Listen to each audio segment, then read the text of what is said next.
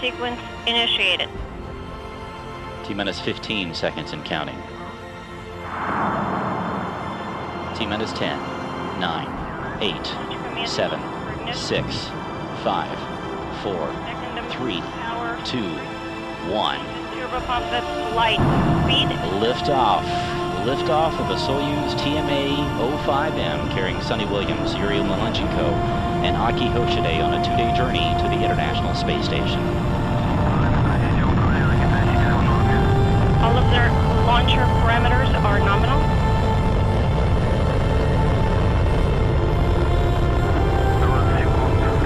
Seconds. First stage thrusters are operating nominally. Copy all launch control, and we are fine. 30 seconds into the flight. Launcher parameters are nominal. Copy launch control. 40 seconds into the flight. Everything's stable. Copy all. Copy. Everything's in order on board.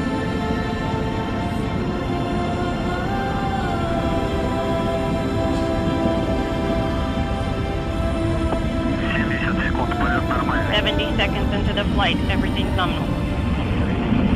Copy. For stages 1 and 2 are operating nominally. Copy.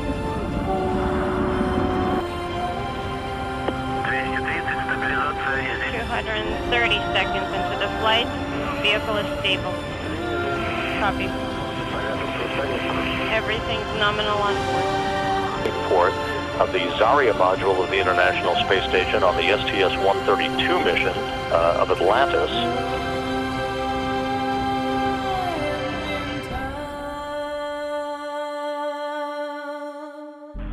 You can see the Core's automated rendezvous system, the crosshairs in this engineering view, just about perfectly aligned with the docking target on the Rosviet module.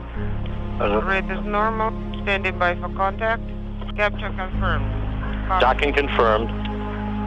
Docking confirmed at 11:51 p.m. Central Time, 12:51 a.m. Eastern Time over northeast Kazakhstan.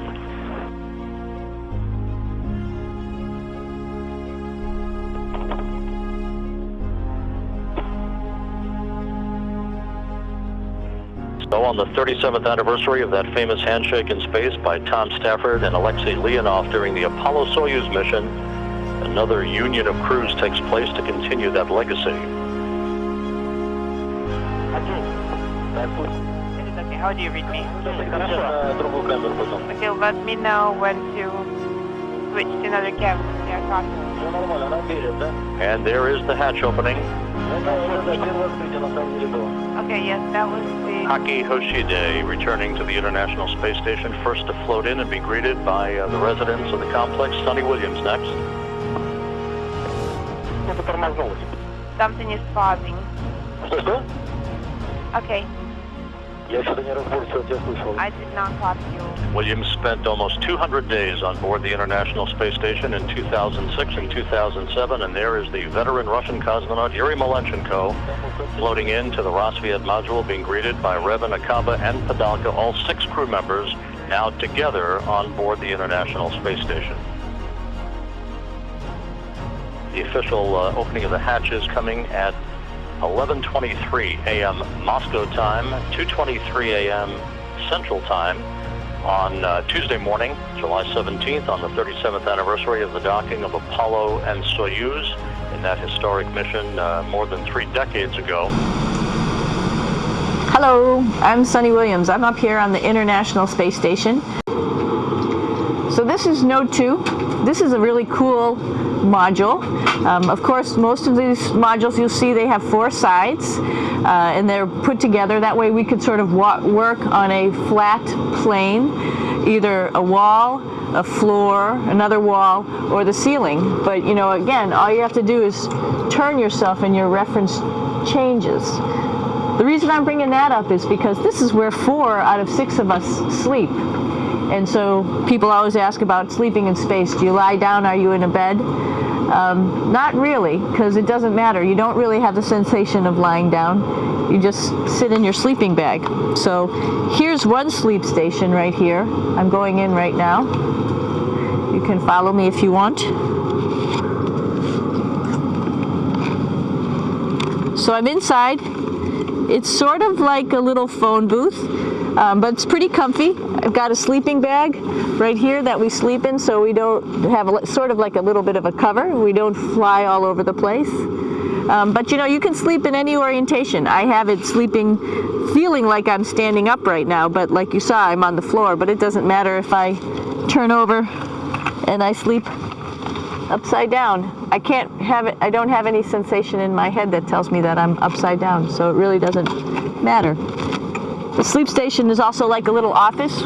We've got a computer in here. As you can see, we've got a couple little toys. I've got some books. I've got some clothes and other things that make it sort of like home. I'm coming out. And just for reference, that's one sleep station. This one's another. Right here. There's one on the ceiling, if you want to call it. Right here. And then there's a fourth on the other wall over here. So all of us sleep in a little bit of a circle. All right, come on back. There's more to show you.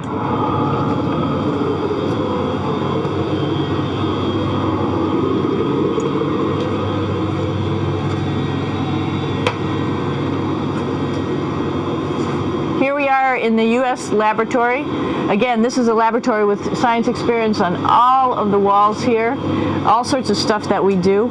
And one of the things we also do is we exercise. We have some exercise equipment on board the space station. We need to do that because we lose bone density and muscle mass while we're up here, and that's a result of not having to fight against gravity.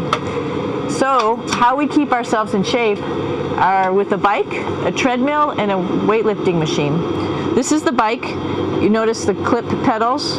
So all you need to do is actually clip your feet in, and then you can start pedaling.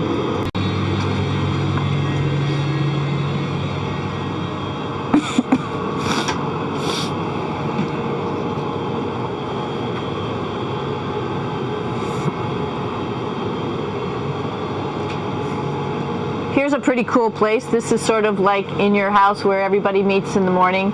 After you wash your face, brush your teeth, you want to find something for breakfast.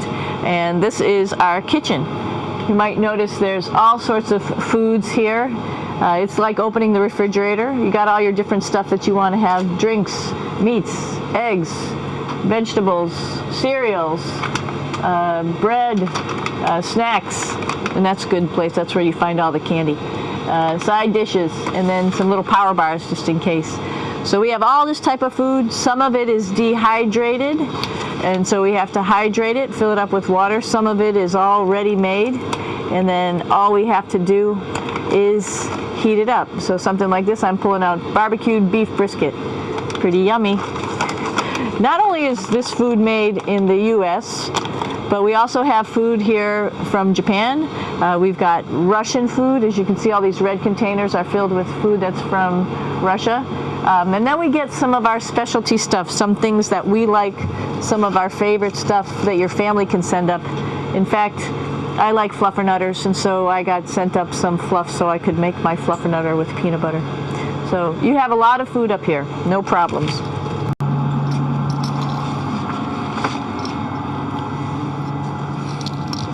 It's like a glass-bottom boat. This is the cupola. It sticks down below the space station. It's one of those places you find yourself hanging out in all the time because all you want to do is look back at our planet. I think some questions I had were about what do you do in your free time? And you can't help but want to just come to the cupola and look outside as much as you can.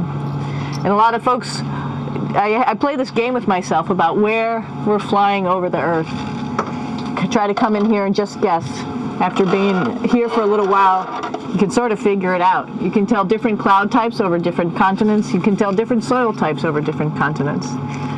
So let's see. And then, of course, there's a lot of ocean. So usually we're over the ocean at first glance. I will tell you in just a moment where we are.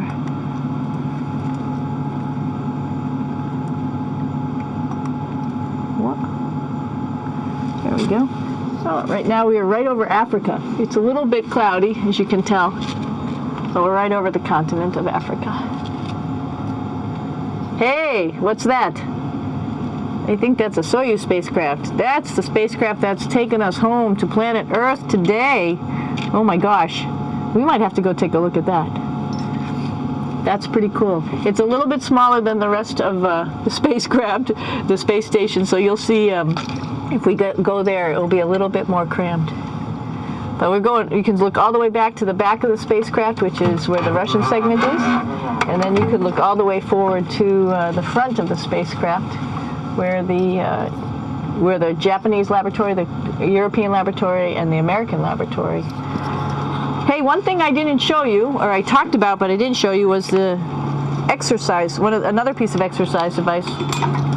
This is what we call the ARED, and with this you can lift weights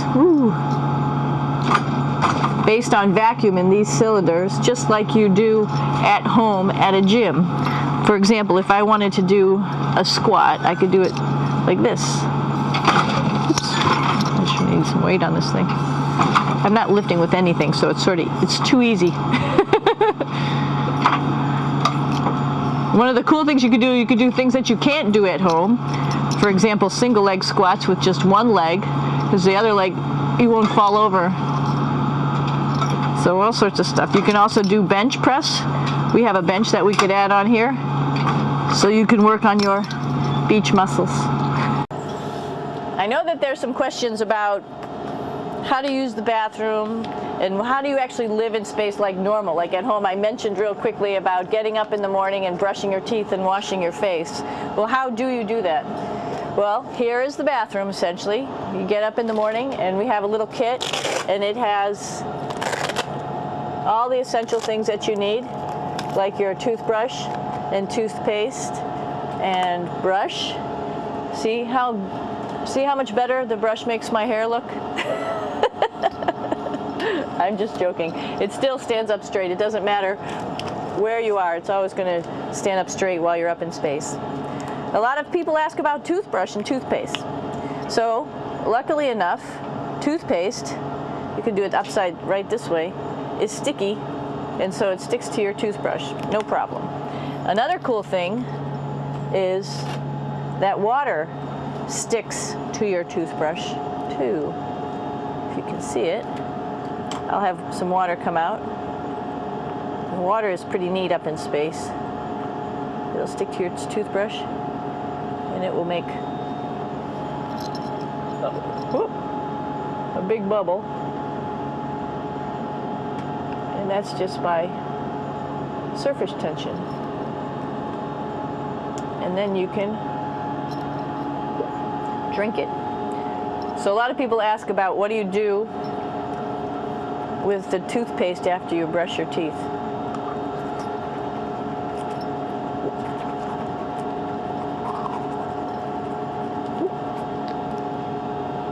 Two options.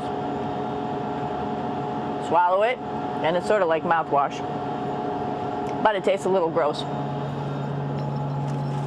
Or you can just spit it out in a paper towel, and then you don't have to worry about it. Swallowing thing I wouldn't recommend at home. I'm only up here for 4 months, so it's not that bad. One of the most pressing questions about living in space, of course, is the bathroom. So let's take a look at that little piece of work. Come on in.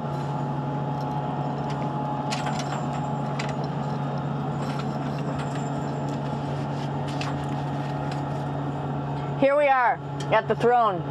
This is awesome. You might see the little, you might have noticed the little moon on the outside. This is our orbital outhouse right here.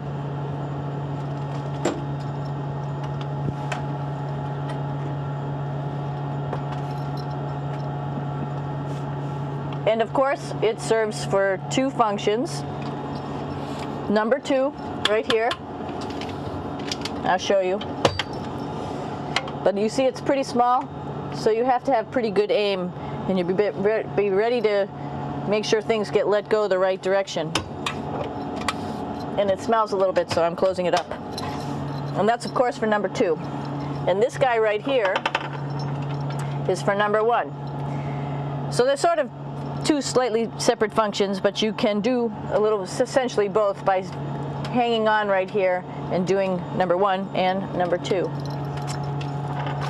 I might add it's color coded so you really don't get it mixed up, which is nice. This is yellows for number 1. And also there's a selection of paper.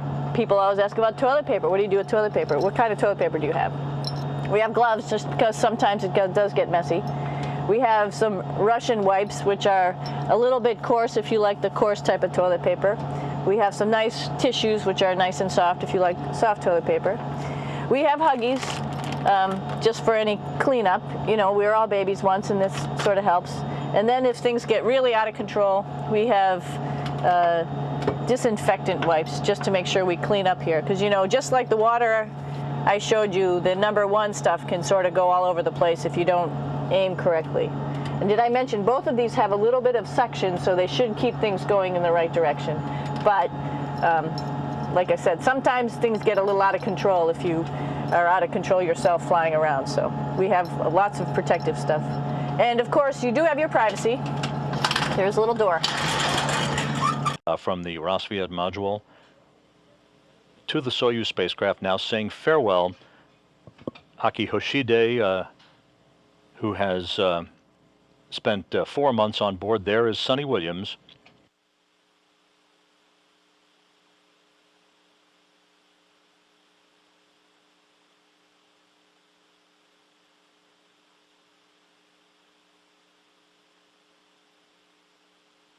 Yuri Malenchenko will come into the field of view momentarily.